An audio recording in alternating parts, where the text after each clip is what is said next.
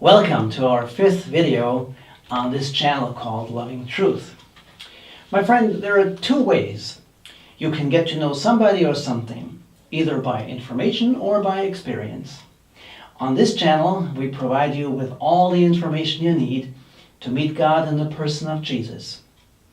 On our sister channel called True Love, we primarily focus on meeting Jesus by experience.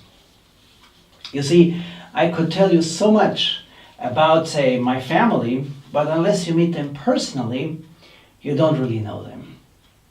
The same is true for God. All the information supplied here cannot and will not make up for a personal encounter with the living God. Experiencing Almighty God is the most awesome experience a person could ever make.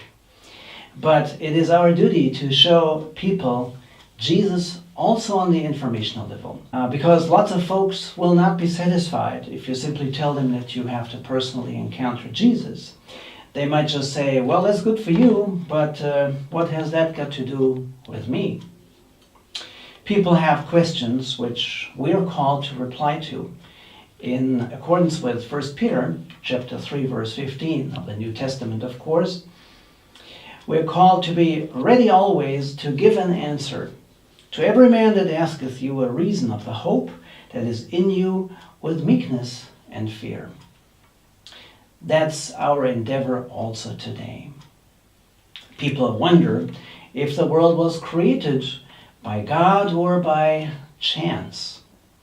They ask us, and we need to be able to confidently point them to the truth by giving them hard facts and, of course, sufficient evidence for the truth that this world is a product of God's creation. So, without further ado, let it be said that this video complements the previous one. They are a package that share the same overall message. Evolutionism is not sustainable in light of the facts.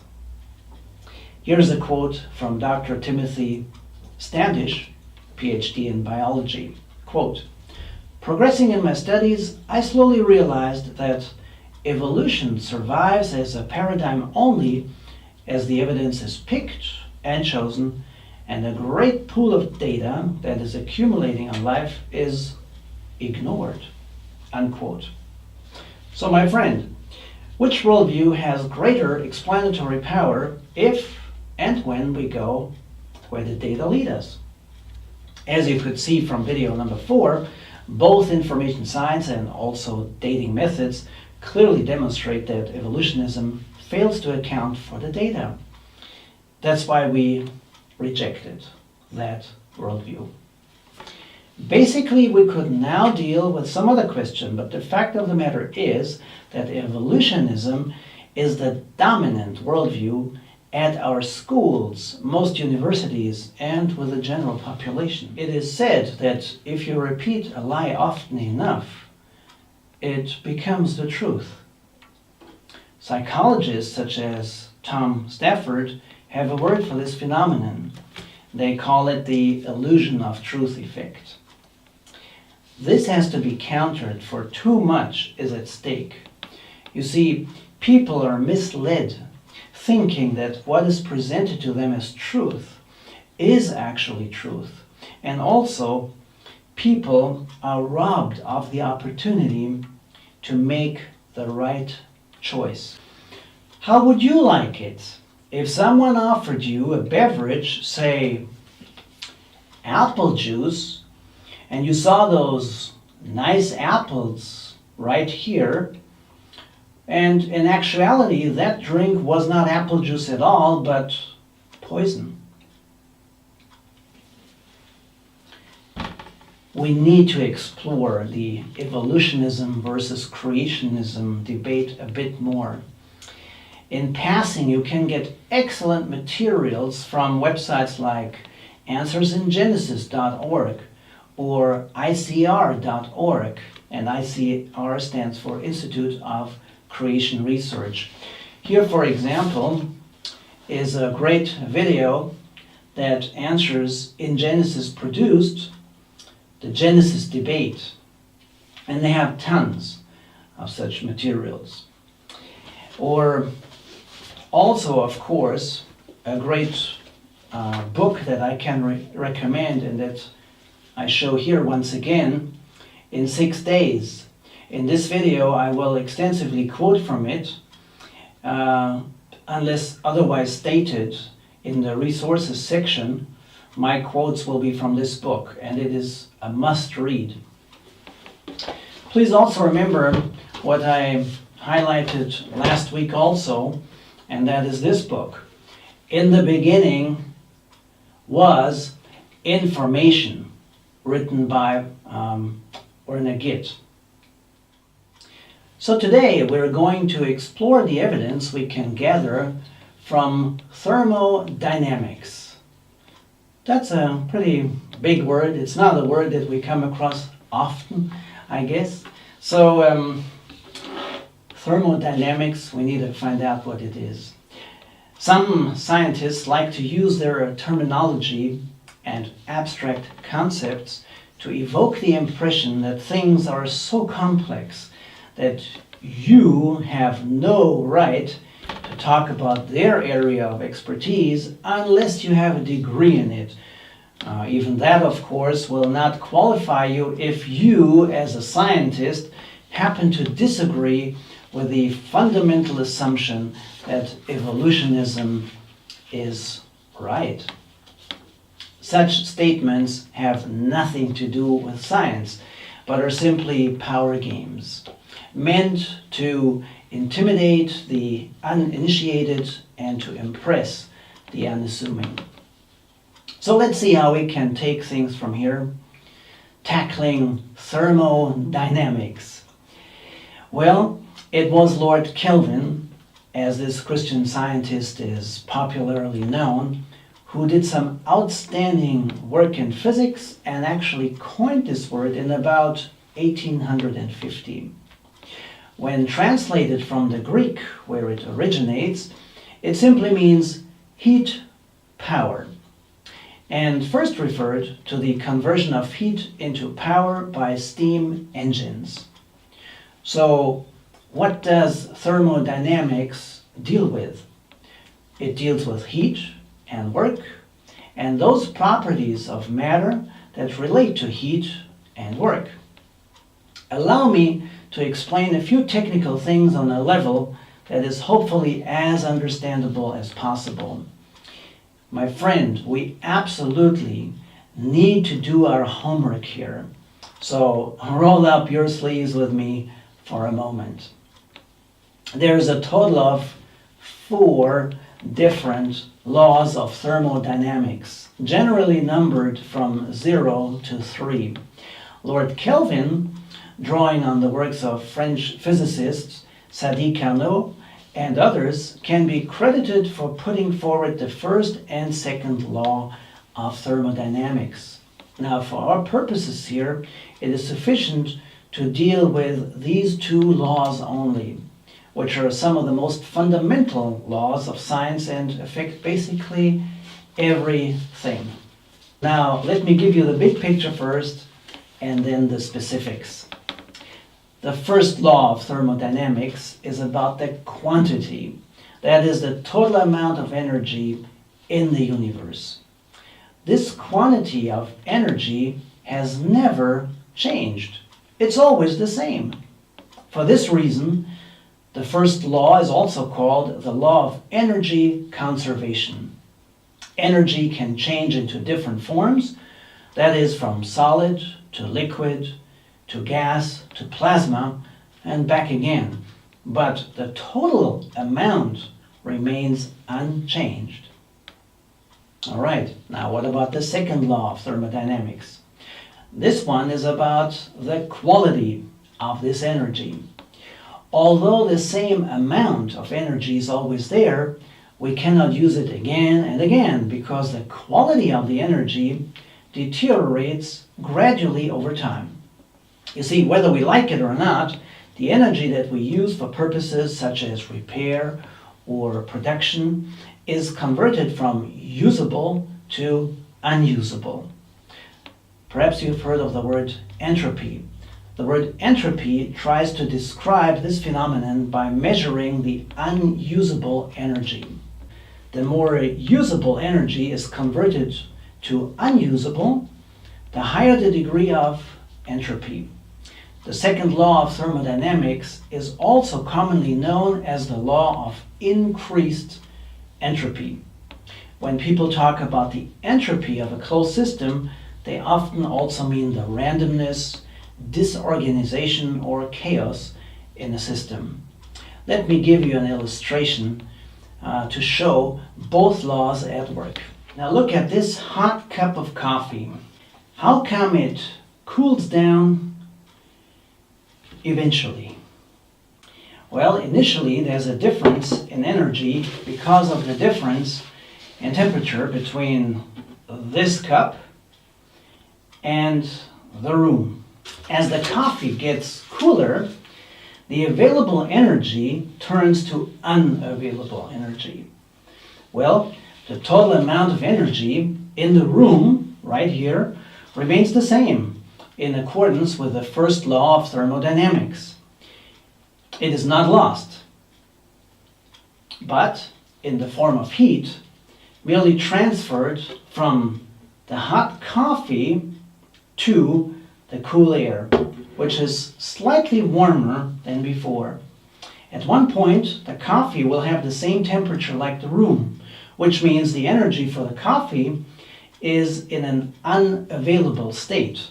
In technical terms, this is referred to as heat death. Fancy word for the fact that no further work can be done simply because there's no more available energy. Now watch this. The reverse cannot happen. Just put a room temperature cup of coffee in a room and wait. Well, you can wait for a long time, but this coffee will not get hot by itself because unavailable energy would have to be turned into available energy. Now that we've basically covered the gist of these two laws, let's look at the specifics also before we can make our main point that precisely spots the flaws of the evolutionist worldview pertaining to thermodynamics. So the first law is about conservation and implies that the substance of the universe, that is matter and energy, is a constant at all times. Whatever form energy may take, it cannot be created or destroyed by natural processes. It can, however, be converted from one form to another. Converting energy is accomplished through energy transfer as work and or heat. The second law states that, in the words of John Cimbala, PhD in mechanical engineering, quote, "In any closed system, a process proceeds in a direction such that the unavailable energy, the entropy, increases. In other words, in any closed system, the amount of disorder always increases with time. Things progress naturally from order to disorder, or from an available energy state to one where energy is more unavailable," unquote. Now, you might say, that's all very interesting, but what on earth does this really mean for the truth of creation by God? Now, please remember, my friend, that for something to be true, it must pass our truth filters. With regards to thermodynamics, we will see in a moment that the evolutionary worldview does not meet the filter of empirical adequacy. That is, it cannot explain the data at hand correctly, and there are also logical inconsistencies. So let's fire away our questions. Number one, where did the total constant energy come from? Theo Agard, PhD in medical physics, says, quote, "Since matter is a form of energy," you might remember E equals m times c squared as stated by Einstein, Natural sciences cannot account for the total energy, including matter, in the universe. This law consequently implies a role for the supernatural in the origin of the total energy in the universe, unquote. Now, a moment ago, I gave you the illustration of the hot cup of coffee. Professor Simbala draws another helpful analogy. Quote, the entire universe is one huge closed system which is winding down like a giant wind-up clock, ticking down and losing available energy. Who or what could have produced energy in an available state in the first place? Only someone or something not bound by the second law of thermodynamics. Clearly, evolutionism cannot explain the origin of available energy. Creationism, on the other hand, simply states the obvious. God, the creator, could do what otherwise would have been impossible, unquote. Question number 2. Can the world be infinitely old without any beginning and end? Let me quote from John K. Kramer, PhD in biochemistry. Quote, all life and non-life processes obey the first and second laws of thermodynamics. Therefore, the present world had a beginning and is measurably going downhill, unquote. Apparently, the wind-up clock had a beginning and has been winding down ever since, until it eventually reaches a state of maximum entropy. That is disorder, disorganization, chaos. As a long-term process, it affects everything in the known universe. Evolutionism cannot answer the question, who wound up the clock? Creationism, again, simply acknowledges the fact that only something or someone outside the total system could have wound up the clock. This someone or something is God, the creator of it all. Now, here's question number 3. Let me quote Kurt Thompson, PhD in geophysics and former director of the U.S. Air Force Terrestrial Sciences Laboratory, for both question and answers. Quote, is there available a scientifically observable process in nature which on a long-term basis is tending to carry its products upward to higher and higher levels of complexity? Evolution absolutely requires this. Evolution fails the test. The test procedure is contained in the second law of thermodynamics. This law has turned out to be one of the surest and most fundamental principles in all of science. Any process, procedure, or machine which would violate this principle is discarded as impossible. The second law of thermodynamics states that there is a long-range decay process which ultimately and surely grips everything in the universe that we know about. That process produces a breakdown of complexity, not its increase. This is the exact opposite of what evolution requires, unquote. So my friend, what are the implications for science? Again, I'd like to quote Dr. Thompson, quote, the argument against evolution presented above is so devastating in its scientific impact that on scientific grounds, evolution would normally be immediately rejected by the scientific community. Unfortunately, for the preservation of truth, evolution is not adhered to on scientific grounds at all.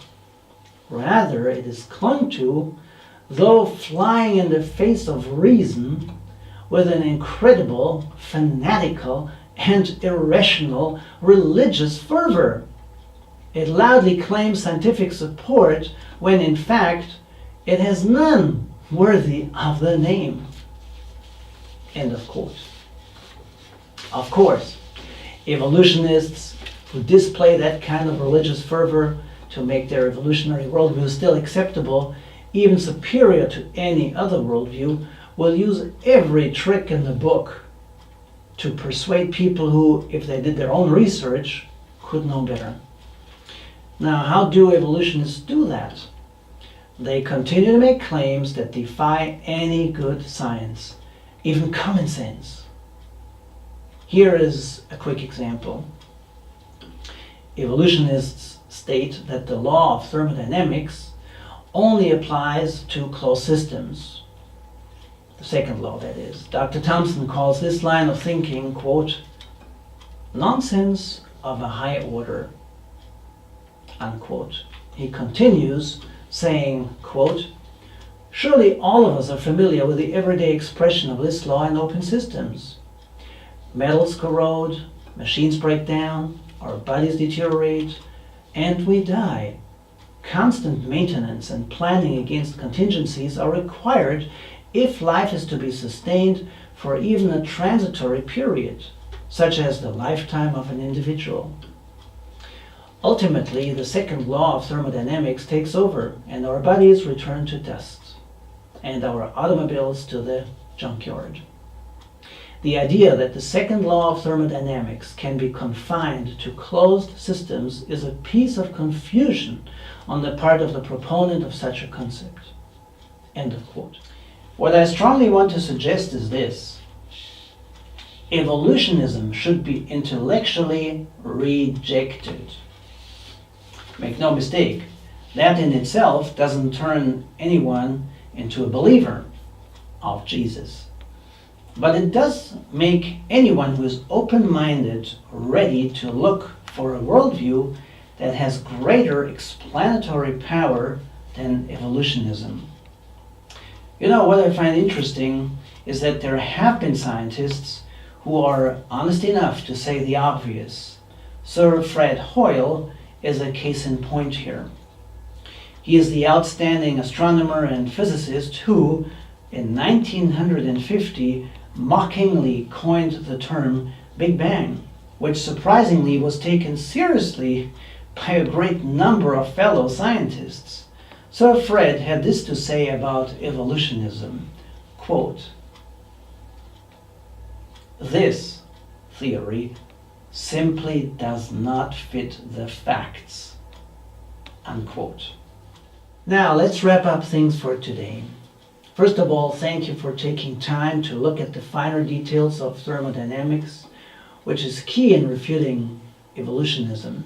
The evolutionist framework is incredibly influential. It is not only a powerful force to reckon with in biology or simply science, but has become the dominant worldview practically everywhere. This didn't just happen by chance, but intentionally. In his book, The Long War Against God, Dr. Henry Morris details the history and impact of the creation versus evolutionism conflict. For instance, in 1946, Sir Julian Huxley was the first Director General of UNESCO, the UN's educational, scientific, and cultural organization. Sir Julian held views that are summed up in a book he later authored. Quote, the concept of evolution was soon extended into other than biological fields. Inorganic subjects such as the life history of stars and the formation of the chemical elements on the one hand, and on the other hand, subjects like linguistics, social anthropology, and comparative law and religion began to be studied from an evolutionary angle. Until today, we are unable to see evolution as a universal and all-pervading process. In another publication, he wrote, it is essential for UNESCO to adopt an evolutionary approach. The general philosophy of UNESCO should, it seems, be a scientific world humanism, global in extent and evolutionary in background. Thus, the struggle for existence that underlies natural selection is increasingly replaced by conscious selection, a struggle between ideas and values in consciousness. If you look at the source, The article was entitled A New World Vision. You can say the following: what used to be a new world vision back then has already become a firmly established worldview meanwhile.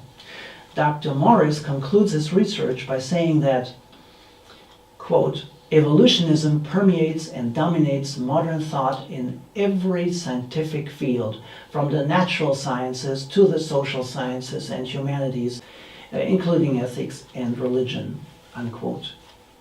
As bad as this already is, my friend, it has not stopped there. Instead, quote, it has also been made the pseudo-scientific rationale for just about every political, economic, and social system that capitalizes on human greed and lust for power, resulting in suffering and death for millions of people during the past century, unquote. My friend, do you even begin to grasp what this means? It's not only about creationism versus evolutionism. It's not just about good science versus bad science. It is about truth. If believers in Jesus Christ buy into evolutionism or think that they can believe in Jesus and believe in evolutionism, they kill the very belief they have in Jesus. In my last video and this one, I've shown you why evolutionism fails as a scientific framework to explain the data at hand. We absolutely must reject evolutionism, both because of its pseudo-scientific explanations and because of its far-reaching consequences if passed as a valid worldview. So again, get the truth about this totally flawed, even very dangerous worldview under your belt. Understand its flaws, act on choosing the far better worldview, defend and teach the truth by getting the real facts of it all. I beg you, my friend, to take this subject very seriously and share it boldly with others. Speak up for the truth and come back next time.